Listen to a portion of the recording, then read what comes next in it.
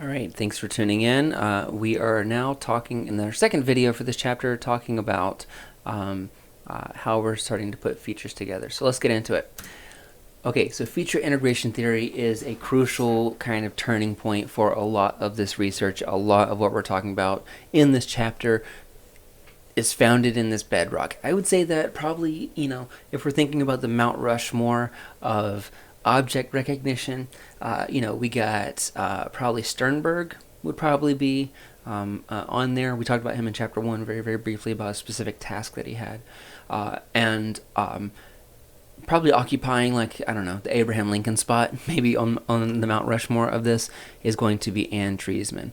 Anne Treisman, she was a fantastic researcher who changed the field of object recognition, and now because I've already created this mental exercise, I want to give you the other two members of the Mount Rushmore of object recognition. One of them is probably going to be Irvin Biederman, who we're going to see in the next video, and then the final one might be Michael Tarr, or it might be one of his students that came out of that laboratory, and that'll be in the fourth video for this chapter.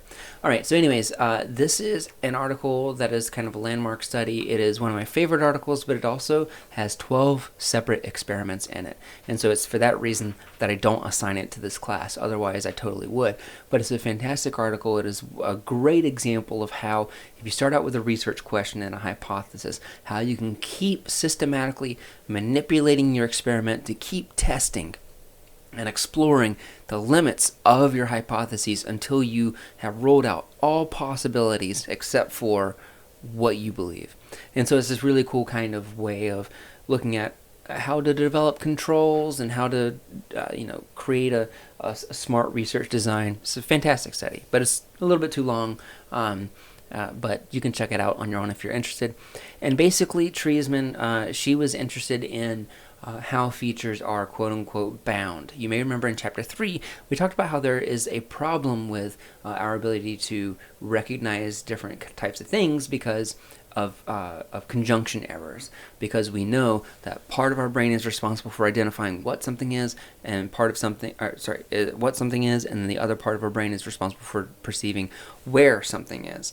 And so she was interested in, okay, well, how is it that we are able to piece this stuff together? And she was able to do it without any kind of neuroimaging research, just using kind of cognitive experimentation. And ultimately what she found is that whenever you pay attention to a stimulus, that is going to start turning those features into recognizable patterns. And this is something that we've talked about in chapter 3 when we were talking about conjunction errors. And so you may remember we were talking about how if you pay attention to something, you're much less likely to mistake it. And the reason for that is because we're not paying attention to it, those features can often become confused or mixed or intertwined or just ignored whenever they are outside of our focus of attention with other stimuli. So this is very similar to if you are reading a book. Let's say that you're reading a book and you're not really paying attention, and somewhere on the page you see something that looks like it's the word Westfield, or maybe even your name. And then whenever you actually look at it, then you notice that it says Western Field, and you're like, oh, damn, I thought that was talking about, the town that I go to school in or whatever. So that's something you've probably experienced before. Here's how it happens. So this, I don't know how well this is going to work online with a computer setting like this, but we'll try it anyways. So this is a quick kind of look at what Treisman found. So this is a fixation cue. We're going to see lots of these this semester. If you've never seen one before, basically what a fixation cue is, it is what you as the participant are supposed to be looking at through the experiment. Basically, you're looking at that so that you're not looking over here or that you're looking over here, because if we're interested in things like reaction time, we want to make sure that everybody is looking in the same place, because that way there's no bias. If you have stimuli that appear over here or stimuli that appear over here, that would lead to really fast reaction times. We don't want that. We just want it straight there in the middle. So let's go. All right, so you're looking at the fixation cue, and I'm going to ask you a quick question. Here we go. So I want you to tell me what are the objects in the next slide. Here we go. Okay, did you get it? I can't tell if I got it or not. All right, sorry, there it goes. Okay, so probably most of us recognized a kind of big object over here, right? And that probably grabbed our attention. let's try the next trial. And actually, I'll go ahead and tell you. In case you didn't see it, there was something that did appear over here in the top right hand corner of the screen, and it was these colors, yellow and red. And so sometimes whenever I ask the class, what did you see flash over there in the corner, I'll hear all kinds of things. I'll hear some people say a yellow square and a red triangle, or an orange house, or an orange square, an orange rectangle, whatever. In that case, it's because something has grabbed their attention, over in this direction, and so they weren't able to apply their attention to these features that were over here, and they are easily confused. Here we go, one more time. So trial number 2. So keep looking right here. Okay, so again, something grabbed your attention over here, and while that happened, something was presented over here for a brief, short period of time. Do you know what it was? Usually whenever I ask classes, they will say all sorts of things, a black heart or something like that, and they're close. It is a black arrow and a blue heart. But because we're typically focused on this right here, we don't see that.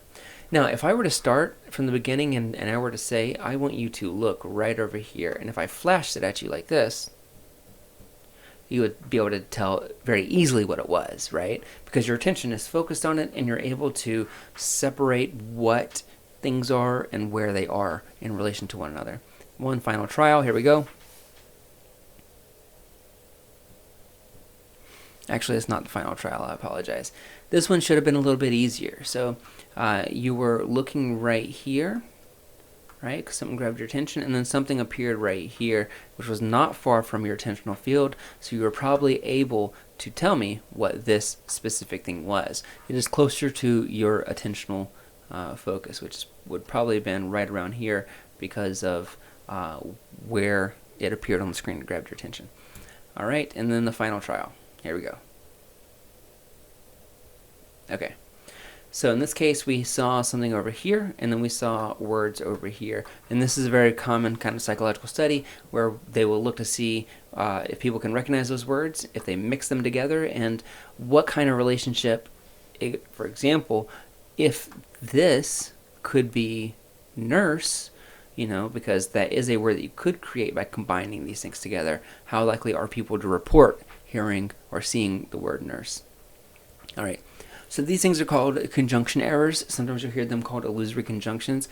Essentially, the closer that things appear in your visual field, the easier it is to mistake them, except when we are paying attention. When we are paying attention to them, it's very easy to tell the difference. It's just whenever we're not paying attention to them and they are in our periphery, they become very hard to do. And so some of you may have mixed up some of those items if you did see them at all, and if you did, it's probably because of that, because you weren't paying your attentional focus there. All right, so that's all that was much faster than I thought it was going to be. That's all that I want to talk about for feature integration theory. But if you have any questions about this, because I know this is this can be a kind of a tricky thing, but thinking about how it applies to chapter 3 and how we are able to combine these features and separate what versus where, that one of the most important things is our attention. If we pay attention to these things, we can successfully put together features that belong together.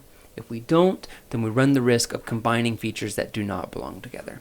All right, I'll see you in the next video where we will talk more about how we can take those basic features and turn them into objects now. Very exciting. Bye.